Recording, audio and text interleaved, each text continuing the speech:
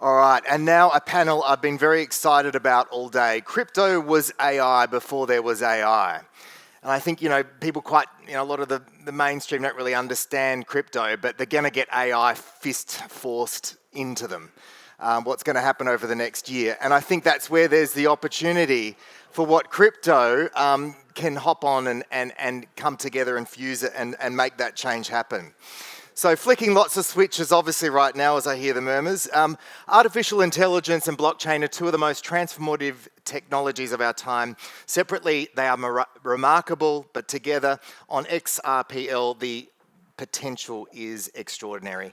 Autonomous agents making on-chain transactions, AI-powered gaming economies, intelligent trading infrastructure, tokenized AI agents. If this sounds like science fiction, I'd encourage you to listen to the people that are coming on stage because they are building it right now.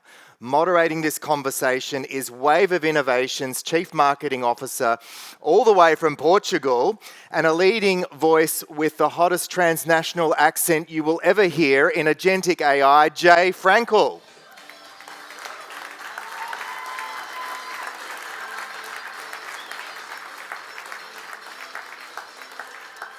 And joining us on stage with Jay are three people who are absolute frontiers of where AI and the XRPL intersect. Ben Flint, founder and managing director of Supernormal Systems, an AI infrastructure company that is building intelligent, autonomous systems designed on the on-chain economy. Thank you, Ben.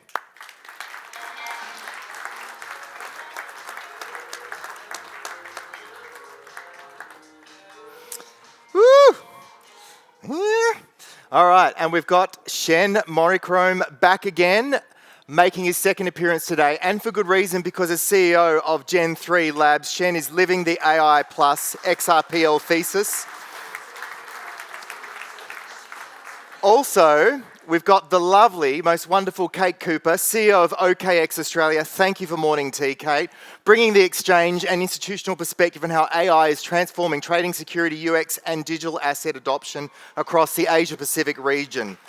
Superheroes, here's the Fantastic Four. Brilliant. Can everybody hear me okay? Cool. Just before we get started, I just wanted to say one thing. Could we just give a round of applause to Wayne, our MC? What a fantastic job he's done, hasn't he? Just absolutely brilliant, absolutely brilliant. One other round of applause, if you don't mind, please, for the Wave of Innovation team, Daniela Draper, Siddharth Jadran, and Daniel White. I don't know where you are, sir, if you're in the room. Thank you very much. Also, big shout out to D. Skillicorn and also to Bill Morgan. Fantastic, guys. Thank you so much. Perfect.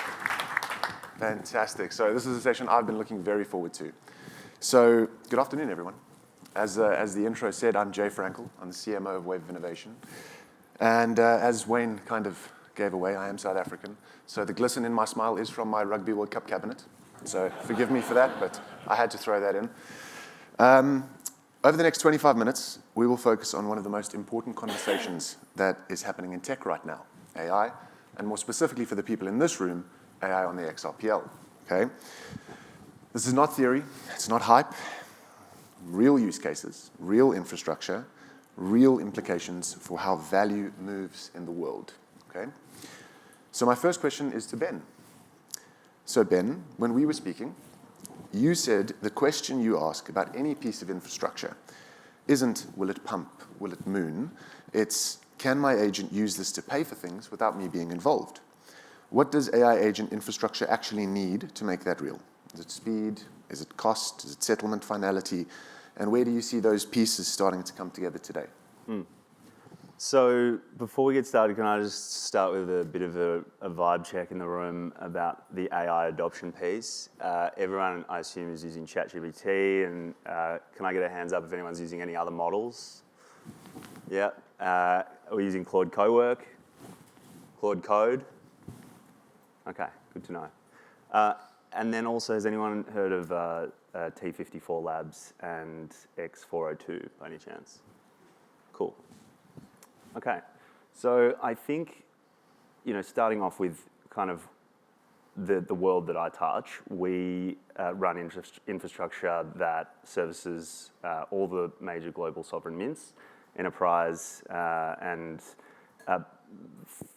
through my work doing all that, we kind of see enterprise is not really there adopting AI, and right now the problem seems to be context.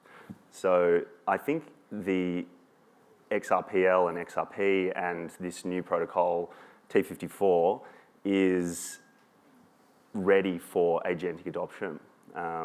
So I think, right now, we're kind of in this holding period where I think the Web3 technology has kind of skipped a step. Web3 skipped past the decentralized web. We haven't removed the platforms from the internet yet. So DeFi went to remove the intermediaries in finance, but we're still using a centralized internet. I think where we're at now is everyone can build their own platforms, their own products. And so I think what we're seeing in companies is they're actually removing the platforms from their stack entirely, creating platforms in-house where they own the context. They're not renting the context off these big companies that are selling your own data back to you.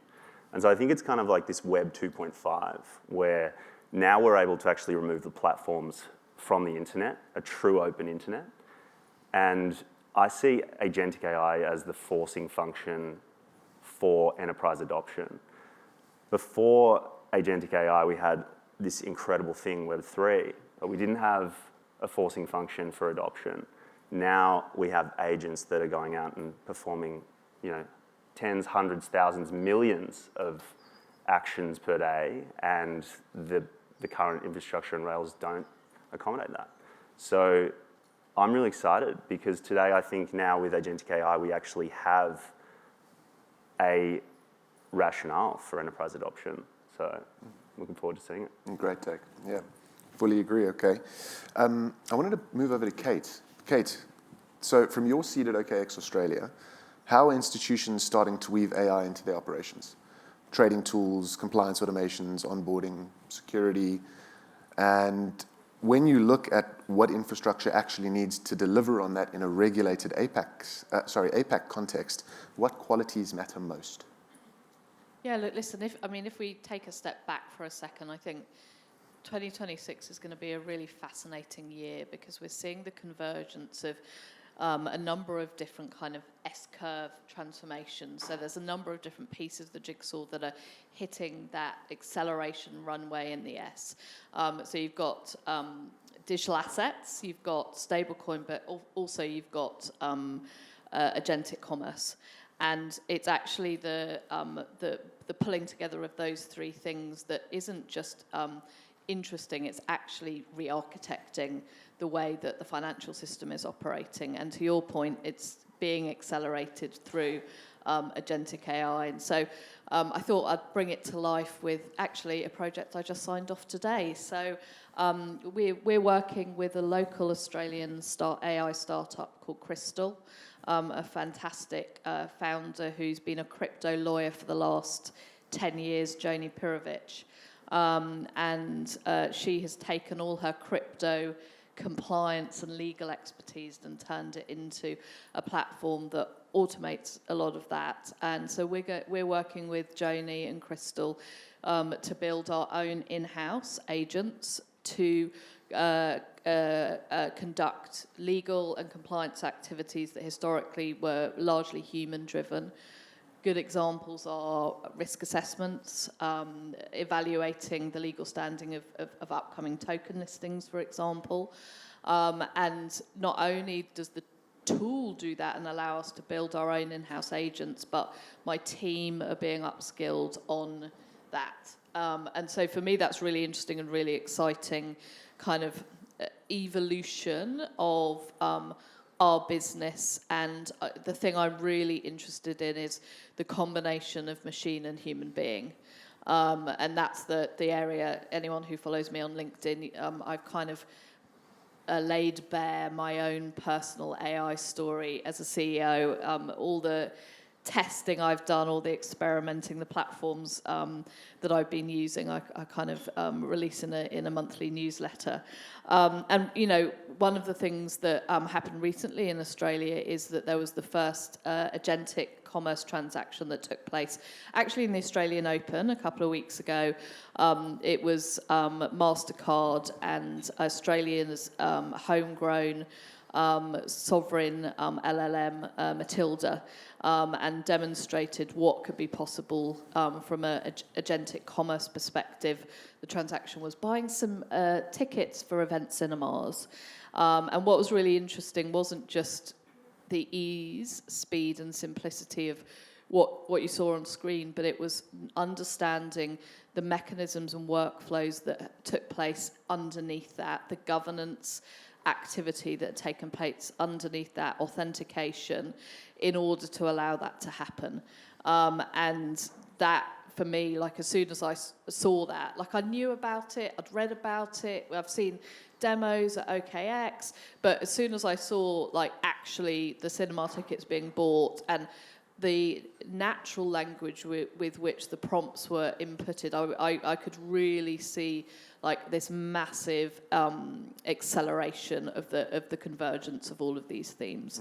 And, you know, I think that XRPL has a huge role to play. Obviously, it's been around for a long time. And I think that things like low fees and regulatory legibility really help to make sure that this is done in the safest, most secure way possible as we all go on our learning journey. Yeah.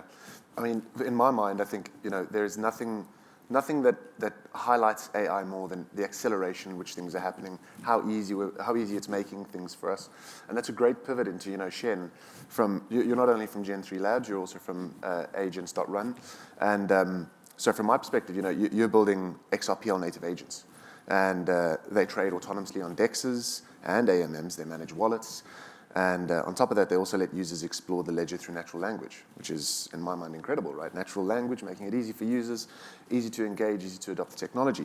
How does XRPL's speed and near zero fees, as Kate was talking about, make that actually possible? And what breaks if you try to do the same thing on a slower, more expensive chain? We won't name names, but... Well, when it comes to automated trading, I mean, lower fees on every single transaction is extremely important, right? And that's the biggest difference between human-based trading and AI-generated trading is that, you know, an AI is going to trade 24/7 and a lot more frequently than a human traditionally would. And if you're racking up masses of transaction fees of your agent while it's trading, you know, that's cutting into the potential profit from your automated trading. So XRP Ledger and its, you know, native AMM and DEX, which anyone can plug into for liquidity, is extremely exceptional for AI agents. And, you know, it's been something that I've been talking about for a long time. You know, at Apex last year, I had a presentation on XRPL native agents. And, you know, we've just seen the tech, you know, especially on the AI side, just continue to improve and increase. And, you know, I think it's a really powerful use case for the XRP Ledger to be used by agents rather than humans because of its cheap fees, instant finality, things like that. Okay, very interesting. Okay. Yeah, I mean, you know, Ben, look, I think I've got one of my biggest questions for you is, you know, thinking about from the fact that you've built AI systems that auditors, regulators, and enterprise boards have had to sign off on. What are the non-negotiables around security, governance, auditability that you'd insist carry over when organizations start plugging blockchain into that stack? In other words, what makes you confident this is production ready and not just an AI pilot? So MIT research from last year claimed that 95% of AI pilots in enterprise failed. So failed to make a meaningful impact to the P&L. Now, is that because of the payment rails that they were using? No, it's because the context doesn't scale out of pilot. So what we're seeing in pilots right now is you build this wonderful environment for your AI agent and you test it and it goes really well, and then you scale out a pilot and it fails. That's because the context doesn't scale at the same pace. So the context problem I keep coming back to because that is the big problem that's stopping enterprise adoption of agents. That's going to be fixed this year, so it's a memory piece. I think the overlap with the Web3 ecosystem is that piece. It's if you can build internal capabilities and context, that's how you scale past pilot. Once you scale past pilot, you've got an unlimited amount of agents running around doing things. Now they're spending compute. Right now it's extremely cheap, but it's not going to be that way forever. The micropayments piece is an absolute necessity once you're operating at that type of scale. So, look, security's paramount. We're seeing things like OpenClaw, that's clearly opening up a whole world of issues with agentic functions and agentic commerce. So there's a lot of stuff to look out for. But at this point, I think if enterprises are going to scale out a pilot, the first thing that they need to vertically integrate is context. And by that I mean with a view to emancipating from these big enterprise platforms that basically you give them your data and they rent it back to you. Just one quick thing, just for the audience's clarity, just in case anybody doesn't understand, from a context perspective, what does that mean, just so that they have full clarity? Right. So I'm sure everyone's using ChatGPT, and it gives you the illusion that it knows you. It might remember your spouse's name, it might remember your job, but you don't get to control what goes in and out of that memory. The same kind of thing happens with an agent. Think of an agent like a little squirrel, right? It's just going to do one thing. But at the start of that session, the end of that session, the squirrel only has the context that it's been given. So, I like to use the analogy of a squirrel and a walnut. You need to give the squirrel the walnut so it knows exactly who you are, what the company does, all the context it needs, do the task, update the walnut, give it back to you. That means you can use your context across any model, any chain, anything like that. So context is everything. It's your IP. And I always, over the last 2 years, we've had a lot of people calling us, asking us to do things like, we want you to replace our team. We want you to basically automate the work of our 30 property valuers, let's say. Okay, well, we're happy to do that, but have you thought about what you're going to do with, your 30 property valuers once we've automated their work? Oh, not really. Okay, so have you thought about, how you want to run this system internally? He's like, we thought we'd run it for you. You'd run it for us. Okay, great. So we would be running your company.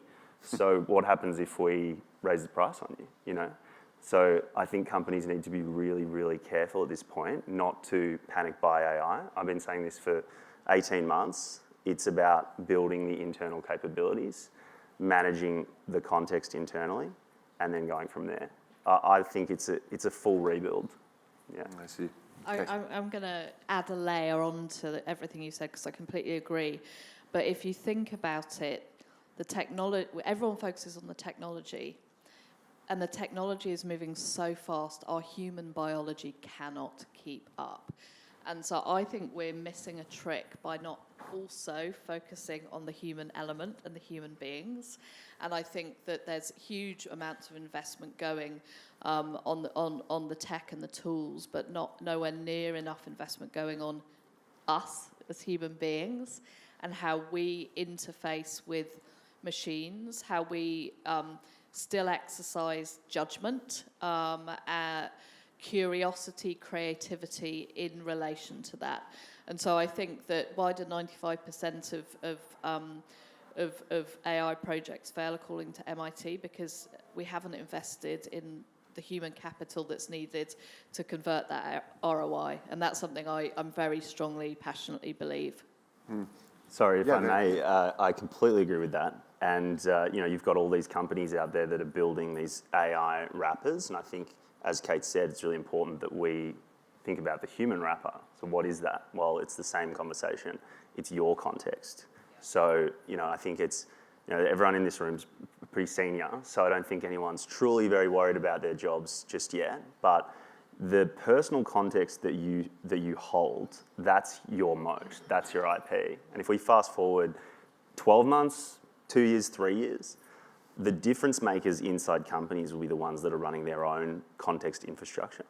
And that will be an amalgamation of all their learnings over their career, how they work, and that's the type of thing that you'll port into your role, and that will allow you to be, extremely, extremely valuable inside a company. So, I think it's an interesting time in the world of work, but context is the moat, and building the human wrapper means taking control of your context.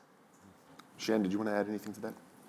Yeah, I mean, I definitely agree with these two, and I think that, I think as well, a lot of people with OpenClaw and stuff are moving towards self-hosting, LLMs and having actual control over that data, because, as you're using platforms like ChatGPT and all of that, you don't know where that data is going as well.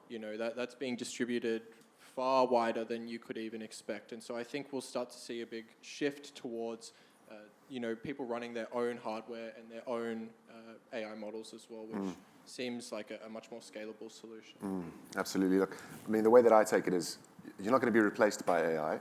I think what you will do is you need to lean into AI, because you'll either be replaced by somebody who is using AI, or you're just not going to be valuable in the workspace in 5-10 years. That's the way that I think of it. 5-10 months. Yeah. Rapidly accelerated. Yeah. Yeah. Okay, I realize we've got 2 minutes left. So, Kate, I wanted to ask you a specific question, because we chatted on this earlier, and it's something that I've been looking forward to getting answered from you. So, you've been working with the Digital Finance Cooperative Research Center, as we discussed, and this is on research that quantifies the economic impact of digital finance. And I'm so glad that we spoke about the P&L and how that, from a company perspective, is an issue.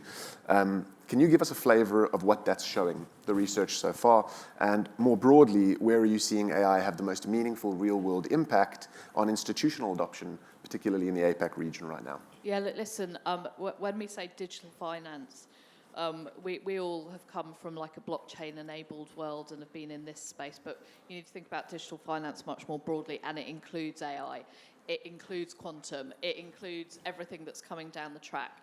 And so what we did is we worked with the Digital Finance Cooperative Research Centre specifically to quantify the productivity benefit for Australia of digital finance. We released the first findings last June, and the estimate then was $19 billion per annum in productivity gains, and that's equivalent to about 1% of Australia's GDP.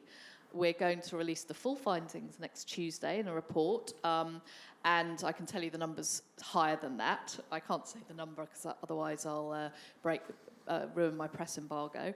But what's really interesting is that based on our current trajectory, we're only on track to realise about $1.8 billion of that productivity uplift. Why is that? What needs to be put in place? It's infrastructure. When I say infrastructure, I mean policy, regulation, yes, technology, the humanware layer, us humans, and how do we interact with this. And so actually the paper that's going to be released by the DFCRC provides a roadmap of exactly what specific things need to be put in place and what that will specifically unlock. So if you imagine that just through the technology that we're all involved in, we could unlock that level of productivity for Australia when we're, in the productivity doldrums.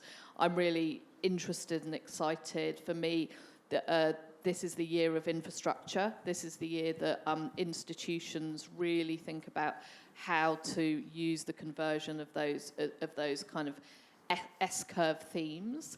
And for me, as someone who's bringing my children up in Australia, I want that to unlock opportunity and productivity for all Australians.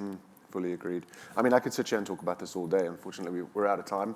I was going to do a quick fire question, but that was just about the World Cup and why you think South Africa's going to win. But we'll cut right there. So I had to, guys. Come on, I'm a Safa. Come on. No. Anyway, ladies and gentlemen, thank you so much. What a great panel. Thank you very much.